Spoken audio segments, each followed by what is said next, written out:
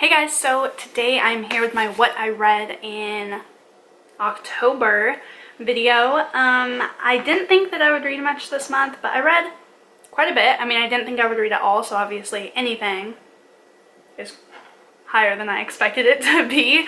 I just got back from class, so if I look extremely exhausted, that'd be why. So I guess let's just go in order. Really quick, I wanted to show you guys, if you watch my what I read video for September, I was talking about the Book of Kringle, Legend of the North Pole, and how the company was sending me a free copy of it, and I was on the blog tour for it and all that stuff. So I did reread it technically in October, so I just wanted to show you guys how pretty is this?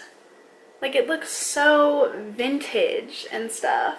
But it's just like a little kid's book. But I just think it's super cute. I'm really happy that I have my hands on it because I just think it's, I don't know, there's something about it that's just so freaking cute. So I wanted to show that because technically I did read it because I read it again. Then on my Kindle, which is like put away somewhere, I didn't bother getting it out. I read the Buzz Books 2016 Young Adult Fall and Winter edition. I thought that was super cool. I think it's really, really neat. I got that off NetGalley. It has like little snippets from all like the top young adult books coming out this fall and winter. Some I had never heard of, some I was very familiar with. There was one that I had already read. It was cool. I gave it 5 stars. I thought it was a super cool idea. Getting to sample a little bit before, you know, you decide if you want to take the plunge to read a certain book or not. And BuzzBooks does have different categories. So like if you're not into young adult, they had like, I think they had like adult fiction, sci-fi. They had like different genres. It was really, really neat and a super cool idea. So I was really lucky and fortunate to be able to get that off of NetGalley. So then off NetGalley, I got another kids book, and it happens to be another Christmas kids book. So I read Marty and the Christmas Eve Surprise by Sharon Durgan. And then Joan Coleman was the illustrator. So I gave it 4 stars, and the only reason that I didn't give it 5 is because the beginning was kind of boring.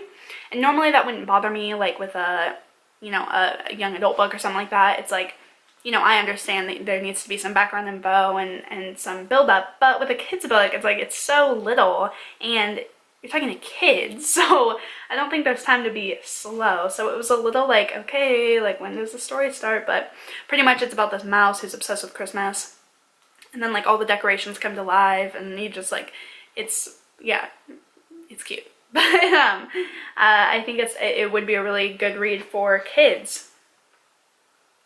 So I gave that 4 stars. It was cute. And also off NetGalley, if you can't tell, I really was on NetGalley a lot this month. I got an ebook of Warren the 13th and the All-Seeing Eye, written by Tanya Del Rio, and illustrated and designed by Will Staley.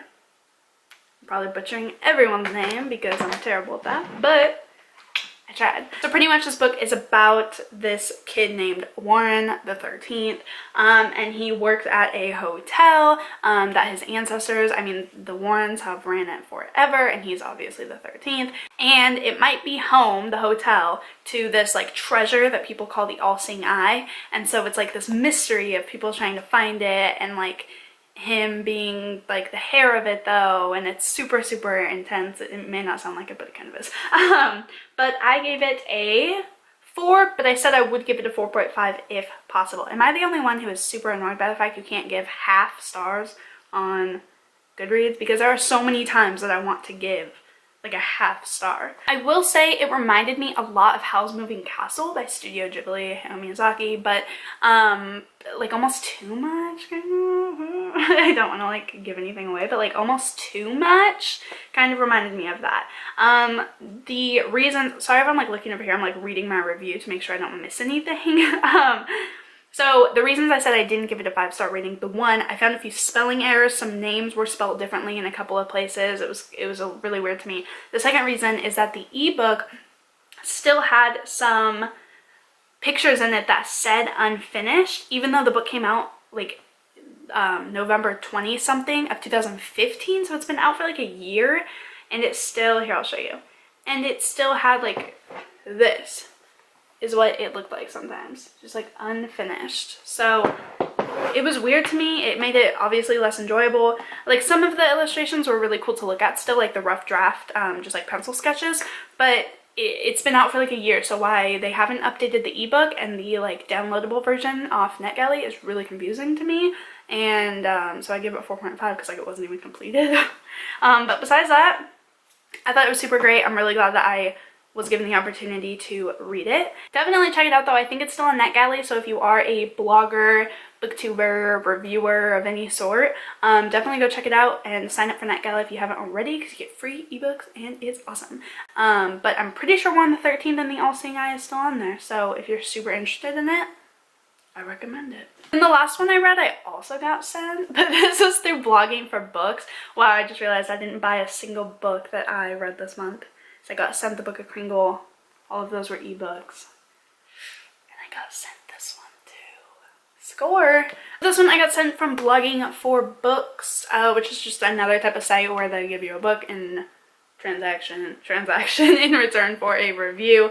This was a really cute book. It's pretty much about how to find your perfect style, how to stop wearing things that make you feel uncomfortable, how to really pick things that are going to last, you know, quantity over quality type of thing. And it's really, really cute. I will admit I didn't read entirely all of it, but I did skim through every single page. And a lot of it wasn't exactly tailored to me, but that's the point, is there's kind of like different directions, and she'll say like, oh, if you are actually more like this, go to chapter 3. If you're more like this, go to chapter 5 or something like that. So, but I think it's super cute. It's so aesthetically pleasing to me. And I think it'd be an adorable coffee table book. Oh, I forgot to mention who this is by.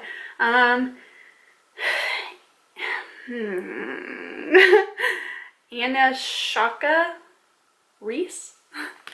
I'm just gonna put that up there so you guys can see it. I think it's great. I gave it 4.5 because there were some parts that was a little boring, I'm not gonna lie, because it's like really repetitive, I've found. It'll be like, buy quantity over quality, and then it'll explain it for like 3 chapters, and then it'll bring it up like again later. So I hope that you guys enjoyed this video. Again, I don't know how much I'm gonna be able to read in October, or shit, November, but I'm really hoping that I'm able to read as many books as I was this month. Write a comment down below, either telling me what you read this month, or telling me that you posted a wrap up so I can watch it, or whatever. Just tell me what you guys have been reading, give me recommendations, all the good stuff. Are having a great fall, and I will see you in the next video.